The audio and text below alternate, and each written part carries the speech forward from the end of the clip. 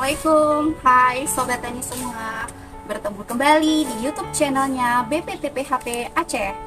Kali ini Laboratorium PHP Kemala akan melaksanakan kegiatan BIMTEK pembuatan biosaka pada kelompok tani hidup subur Desa Dayak Kemala, Kecamatan Kemala, Kabupaten Pidi. Oke, yuk ikuti kami dan kita saksikan bersama bagaimana proses pembuatan biosaka tersebut. Yuk. Kita awali dengan berdoa terlebih dahulu sebelum memulai proses pembuatan biosaka. Dan dalam proses pembuatan harus dilakukan dengan sabar, ikhlas, sepenuh hati, dan fokus. Semua jenis tanaman diambil dari sekitar areal persawahan, lokasi pelaksanaan BIMTEK.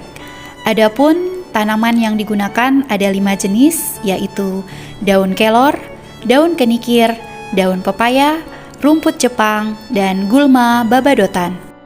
Kelima jenis tanaman tersebut akan diremas ke dalam air sebanyak 5 liter dan diremas sampai homogen lebih kurang 10-20 menit. Larutan biosaka tersebut akan disaring dan kita masukkan ke dalam jerigen dan siap untuk diaplikasikan pada lahan. Biosaka bukanlah pupuk ataupun pestisida, melainkan elisitor yang berperan sebagai pemberi sinyal bagi tanaman agar tumbuh dan berproduksi lebih bagus. Jadi gini Bu, sebelum ini pupuk pemakaian pupuk kimia berapa kilo per hektar?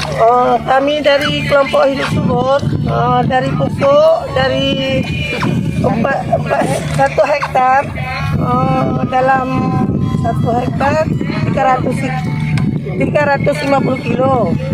Yang pupuk kimia urea kami pakai 250 kilo. Insya Allah dari sekarang ini kami dari proses membuat biosaka, insya Allah dapat mengurangi pupuk. Semoga tanah Nusantara menjadi land of harmony dan Indonesia menjadi lumbung pangan. Sampai ketemu lagi.